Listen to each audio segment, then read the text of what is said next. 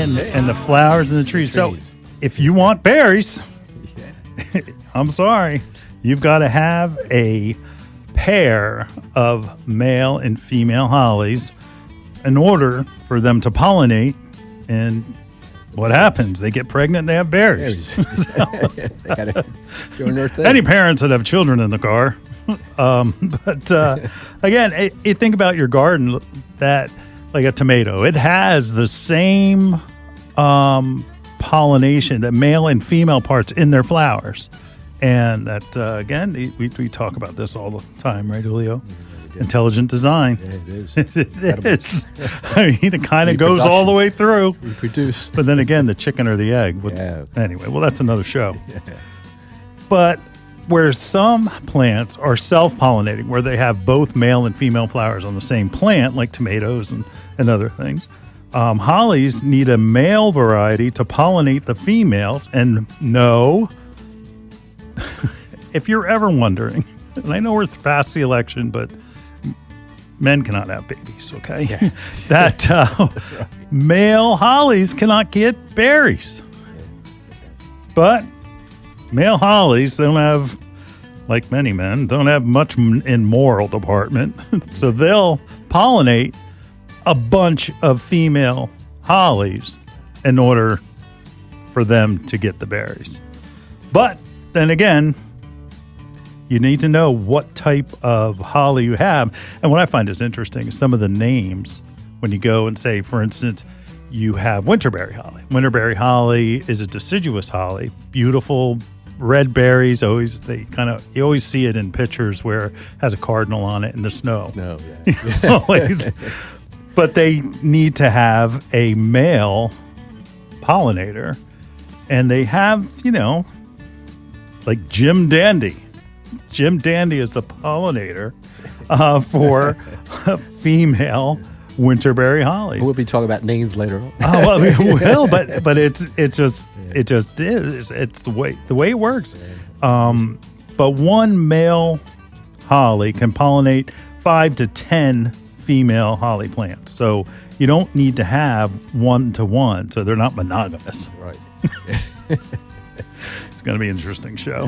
And that, so, you got to know what type of holly you have. And for instance, if you have, we get it all the time, but people will stop into bloomers and say, my holly just doesn't get any berries. It may get flowers, but if it gets flowers and it doesn't produce any berries, maybe you have a male where it's never going to get berries. Or maybe you have a female and there's no male to pollinate it close by. Again, it ends up, it's an unfertilized female. So anyway, birds and the bees.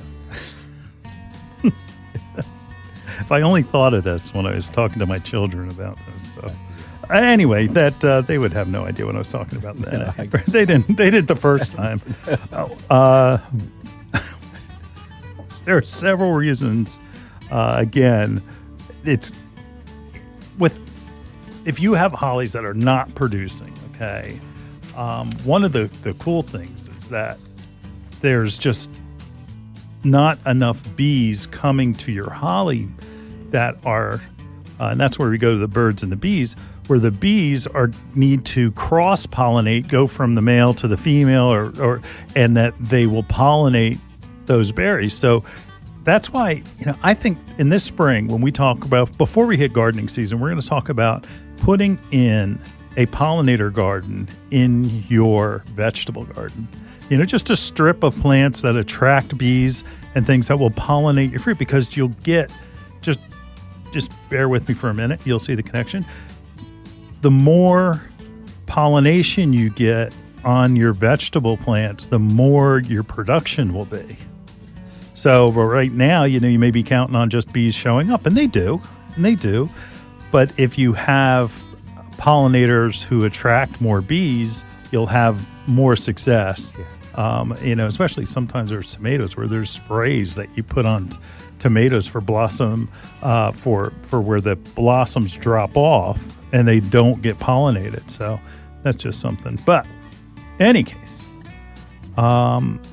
it's important to make sure that you have them close enough. And it doesn't have to be like right next to it. It could be in your yard. So it's not like you have to have a row. Like think of it, you're planting a hedge of hollies and all of a sudden you've got one on the end that's the male and that one never gets any berries and it looks stupid because all of the other ones do. You don't have to do that. You could put it in the background.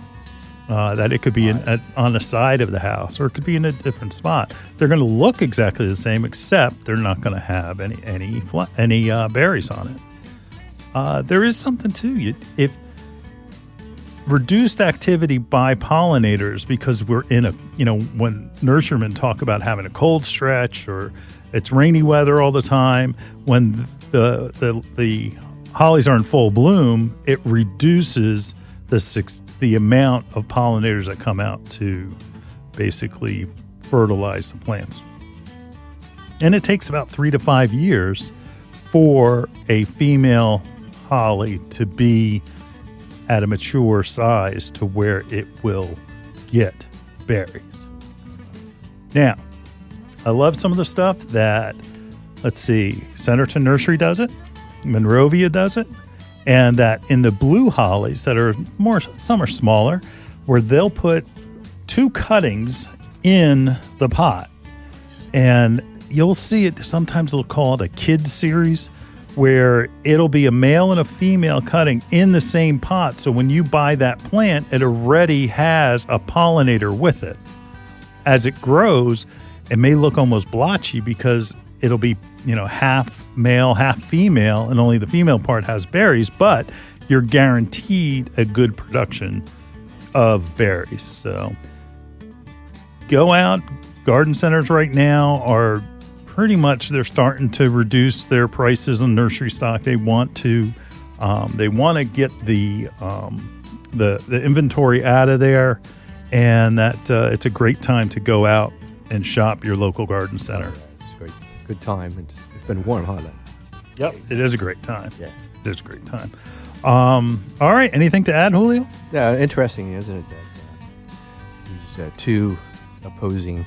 Right, and it's not just hollies. Like there's other types of plants that require it, but not everything. We get a lot of questions about it, and it really doesn't. It doesn't apply. Yeah. Where like things. Perennials, it's like, do I need a male and a female coneflower? It's like, no, it doesn't work there. It only works in a few, like skimia. Mm-hmm. Skimia has to have a male and a female, and that surprisingly it looks like a holly, but azaleas do not. Yeah. So.